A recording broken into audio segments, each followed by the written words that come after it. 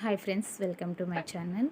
అందరూ ఎలా ఉన్నారు? అందరూ బాగుండాలని మనస్ఫూర్తిగా కోరుకుంటున్నాను ఫ్రెండ్స్. ఈరోజు వచ్చేసి ప్లాస్టిక్ బాక్సెస్ మన స్నాక్స్తో వస్తాయి కదా, అవి మళ్ళీ రీయూజ్ అంటే మనం వెజిటేబుల్స్ స్టోర్ చేసుకోవడానికైనా గ్రాసరీస్ స్టోర్ చేసుకోవడానికైనా ఎలా యూజ్ అవుతాయి అనేది ఈరోజు చూద్దాము. ఫస్ట్ ఆఫ్ ఆల్ వచ్చేసి మనం ఇవేంటంటే బీన్స్ అంటే ఇప్పుడు మనం వెజిటేబుల్స్ తీసి తెచ్చుకున్నాక అన్ని కవర్లోనే ఉంచేస్తాము. అంటే మ్యాక్సిమం అంటే బ్యాగ్స్లో పెట్టి ఇవన్నీ అంటే మనకు చాలా చిరాకుగా అనిపిస్తుంది ప్రతిసారి సర్దాలంటే. సో ఏంటంటే ఇలా బాక్సెస్లో పెట్టేసుకున్నాం అనుకోండి, పెద్దగా క్లీన్ చేయాల్సిన అవసరం కూడా ఉండదు. ఒకవేళ కావాలనుకుంటే పడేసుకోవచ్చు కూడా అలా. ఇవి ఏంటంటే మనం అదే పాపడ సప్పడాలు అవి తెచ్చుకుంటాం కదా, నార్మల్గా ఏంటంటే మనం డబ్బాల్లో పెట్టుకుంటూ ఉంటాము. సో ఇవేంటంటే ఇలా ఇలా పెట్టుకోవడం వల్ల ఇవి సెపరేట్గా ఉన్నట్టు ఉంటాయి, గాలిది కూడా తగలదు. తర్వాత గ్రోసరీస్ అనేవి మనం తెచ్చుకున్నాక ఫిల్ చేసుకోగా రిమైనింగ్ కూడా కొన్ని మిగులుతాయి కదా, అవి కూడా ఇలా పెట్టుకోవచ్చు. ఎప్పుడైనా మనకు ఆ బాక్స్ కావాలనుకుంటే మళ్ళీ రీయూస్ చేసుకోవడానికి అవి పక్కన పెట్టేసుకొని వేరే బాక్స్లో పెట్టుకొని కూడా మనం యూస్ చేసుకోవచ్చు. ఎప్పుడైనా ట్రావెలింగ్కి వెళ్ళినప్పుడు ఆ బాక్స్ మనకి యూజ్ అవుతుంది అనుకుంటే వెంటనే తీసుకొని యూస్ చేసుకోవచ్చు. తర్వాత అల్లం అంటే మనం రెగ్యులర్గా యూస్ చేసేవి అల్లం అనేసి, తర్వాత పచ్చిమిర్చి ఇవన్నీ ఇలా బాక్సెస్లో స్టోర్ చేసుకుంటే మన ఫ్రిడ్జ్లో తీసుకోవడానికి సైడ్లో పెట్టుకుంటే మనకి ఈజీగా ఉంటాయన్నమాట. సో ఇది ఎక్కువగా మనం యూస్ చేసేవి ఏంటి యూస్ చేస్తాం, అల్లం, కొత్తిమీర, పచ్చిమిర్చి, కరివేపాకు ఇవే కదా ఎక్కువగా యూస్ చేస్తాం.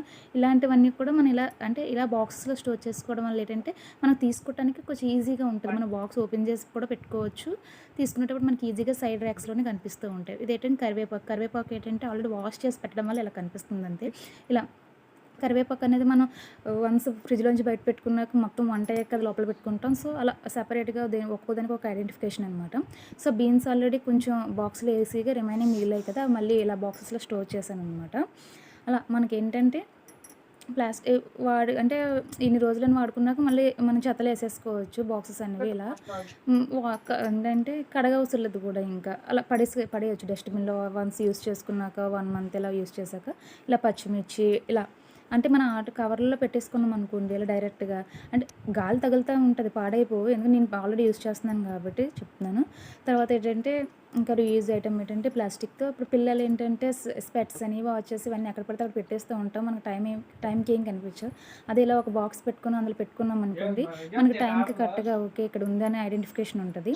తర్వాత ఇవి ఏంటంటే క్లిప్స్, అవి మనం ఏంటంటే జడలో వేసుకునేటప్పుడు ఏంటంటే మనం బాక్స్ ఓపెన్ చేసి తీసుకునేంత టైం ఉండదు కదా.